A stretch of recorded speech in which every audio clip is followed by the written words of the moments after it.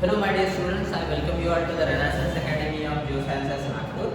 So today we are going to discuss in our free boundary lecture series a new topic of general geology, that is earthquake. है ना, sometimes हम बहुत lightly ले लेते हैं इस टॉपिक को, लेकिन इसमें बहुत इंपॉर्टेंट कंसेप्चुअल क्वेश्चंस आते हैं जिसको आज हम टैकल करेंगे विद शॉर्ट ट्रिक्स. ओके, आपको इसमें ज़्यादा कुछ याद रखने की जरूरत नहीं और बहुत सारा पढ़ने की भी जरूरत नहीं.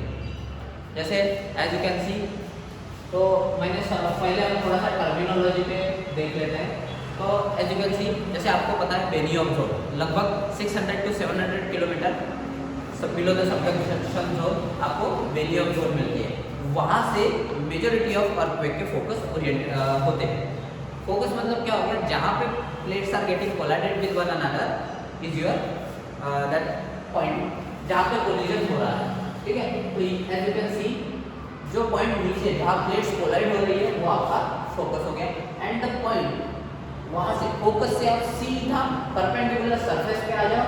तो सरफेस पे जो पॉइंट रहेगा below which you will see you will get the focus, है ना, परपेंडिकुलर डाउनवर्ड. तो वो आपका बन जाएगा ईपी सेंटर.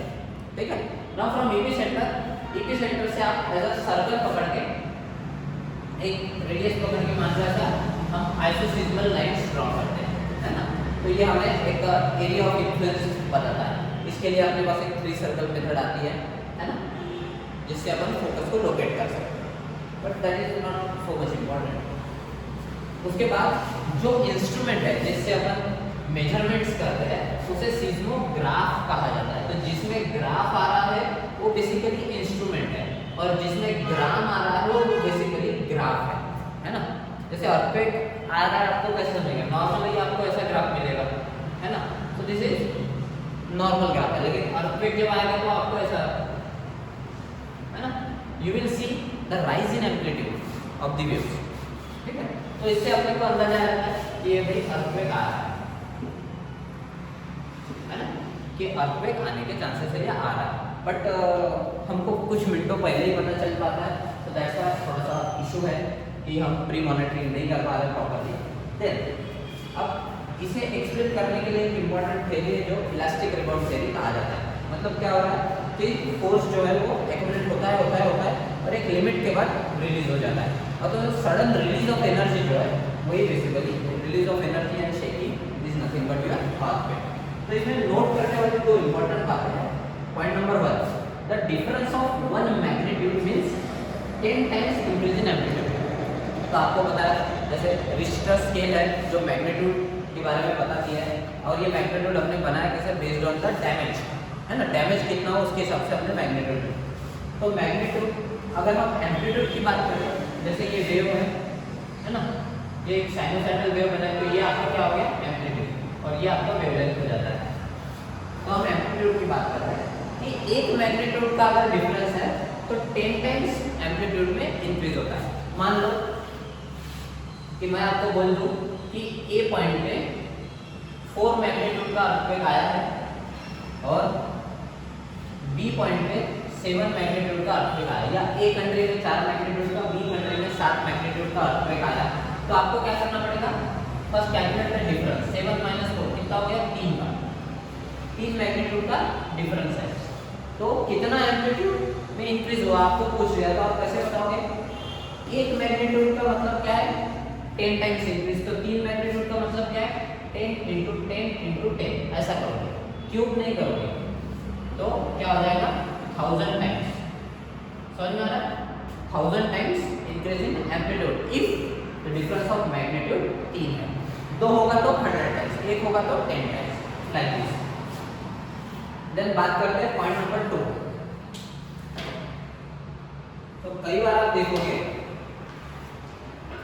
न्यूमेरिकल्स जो है इसके बेसिस पे या ऑब्जेक्टिव क्वेश्चंस इसी के बेसिस पे बनते हैं.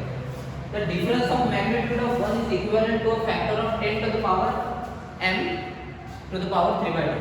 ये थोड़ा मैंने आपको कैलकुलेशन इजी करने के लिए बनाया है. बेसिकली आप बुक्स में पढ़ोगे तो आपको मिलेगा कि एक मैग्नीट्यूड का डिफरेंस मतलब approximately 31.6 times the energy release. ठीक है, अब इसको मैंने थोड़ा सा बनाया फॉर्मूला के फॉर्म में so that we can easily calculate. जैसे इसी कंडीशन के लिए अपन करके देखते हैं. मान लो मैं थोड़ा सा चेंज कर देता हूँ, यहाँ मैं ए सेंटर में 5 मैग्नीट्यूड का, ए सिटी में 5 मैग्नीट्यूड का अर्थक्वेक कर देता हूँ और बी में 7 मैग्नीट्यूड का। तो अब क्या हो जाएगा, डिफरेंस निकालो। तो इस केस में डिफरेंस आप निकालोगे तो क्या हो जाएगा, 7 मैग्नीट्यूड मतलब 5, 2 मैग्नीट्यूड का डिफरेंस आ जाएगा। 2 मैग्नीट्यूड का डिफरेंस आ गया।